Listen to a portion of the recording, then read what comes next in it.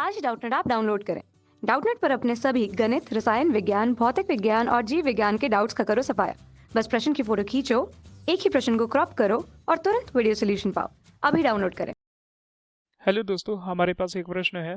वर्षा में सड़क में मोड़ पर स्कूटर प्राय फिसल जाता है, क्यों? आइए इस प्रश्न को हम एक चित्र के माध्यम से और उसके द्वारा प्राप्त व्यंजक के माध्यम से समझते हैं। तो मान लीजिए m द्रव्यमान की एक कार है, यानी कि इस कार का जो द्रव्यमान है वह m है। एक नियत चाल v, यानी कि इसका जो वेग होगा वह v होगा, r त्रिज्या वाले वित्तीय समतल सड़क पर गति कर रही है। यानी कि इस वित्तीय समतल सड़क की जो त्रिज्या होगी उसे हम r मान लेते हैं। तो इस स्थिति में कार पर निम्नलिखित बल कार्य करते हैं। आइए वह बल कौन कौन से होंगे इस चित्र के माध्यम से समझते हैं। तो मान लीजिए यह कोई कार है, तो कार का बल नीचे यानी कि mg कार्य करेगा, जहाँ m कार्य का द्रव्यमान और g गुरुत्व के कारण नीचे लगने वाला जो बल है वो गुरुत्व बल होगा।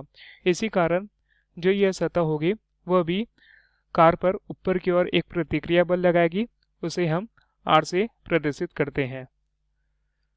तो चूंकि वित्तीय मोड़ पर गति करने के लिए आवश्यक अभिकेंद्र बल की आवश्यकता पड़ती है, तो मान लीजिए वो आवश्यक जो अभिकेंद्र बल होगा वो केंद्र की ओर जो कार्य कर रहा है उसे हम F मान लेते हैं। तो इस स्थिति में हमें प्राप्त होगा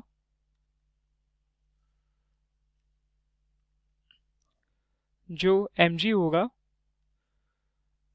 वह बराबर होगा r के, जैसे कि हमने चित्र में जाना। तो हम अब अभिकेंद्र बल देखते हैं। तो यानी अभिकेंद्र बल जो mv² r है, जो वित्तीय मार्ग के केंद्र के अनुदिश कार्य करता है।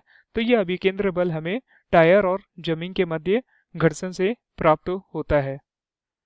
तो हमें पता है कि वर्षा के समय जो होती है, यानी कि जब बरसात होती है तो कार दूर जाने का प्रयास करती है। लेकिन इस स्थिति में क्या होता है, हमें केंद्र की ओर एक आवश्यक अभिकेंद्र बल तो प्राप्त हो जाता है, लेकिन इस कार को अपने एक नियत स्थान पे बनाए रखने के लिए एक आवश्यक घर्षण बल या स्थैतिक घर्षण बल, जिसे हम म्यूएस बोलेंगे, वो हमें प्राप्त होता है, जो कि हमारी अभिकेंद्र बल के विपरीत प्रतिक्रिया आर के बराबर होता है।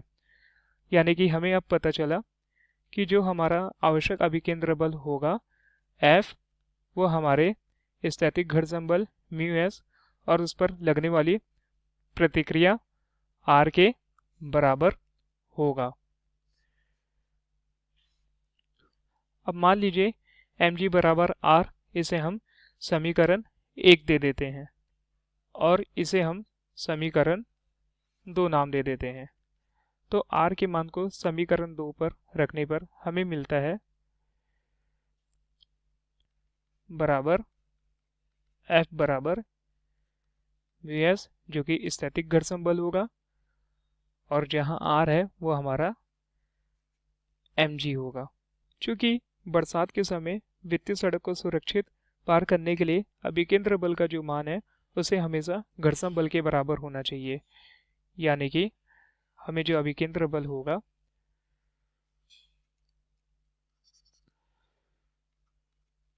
v² r, वह हमेशा घर्षण बल के बराबर होना चाहिए।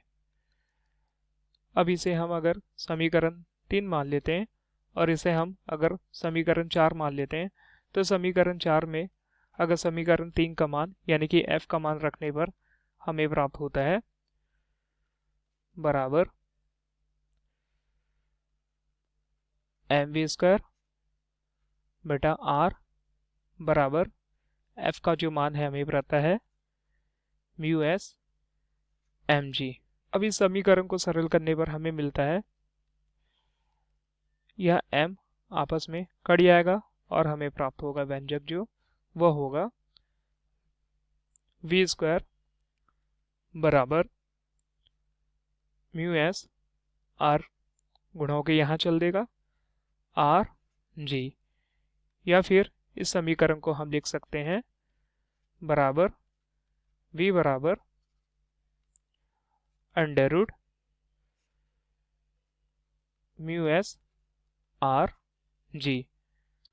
तो यह व्यंजक हमें यह दर्शाता है, अगर हम वर्षा के समय स्कूटर में स्थैतिक घर्षण का मान अगर हम अधिक रखेंगे तो स्कूटर की जो गति होगी वो भी अधिक हो जाएगी।